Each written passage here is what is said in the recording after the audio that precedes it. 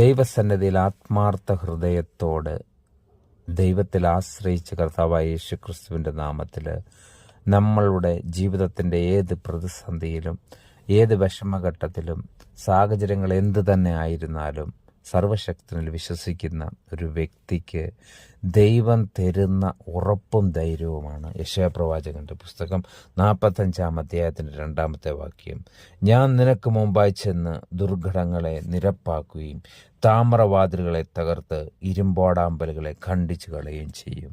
കർത്താവിൽ പ്രിയരെ, ജീവിതത്തിൻ്റെ വിഷമഘട്ടത്തിലോ പ്രതിസന്ധി ഘട്ടത്തിലോ തളർന്നിരിക്കുന്നതിന് പകരം ആത്മാർത്ഥ ഹൃദയത്തോട് നമ്മളെ തന്നെ താഴ്ത്തി നമ്മുടെ പാപങ്ങളെ ഏറ്റുപറഞ്ഞ് സർവശക്തനായ ദൈവത്തിലൊന്ന് ആശ്രയിച്ച് നോക്കിയേ, യേശുക്രിസ്തുവിലൂടെയുള്ള വിടുതൽ ഇന്ന് നമുക്ക് ലഭിക്കും. അതിനായിട്ട് ദൈവത്തിൻ്റെ ആത്മാവ് നമ്മെ ഓരോരുത്തരെയും സഹായിക്കട്ടെ.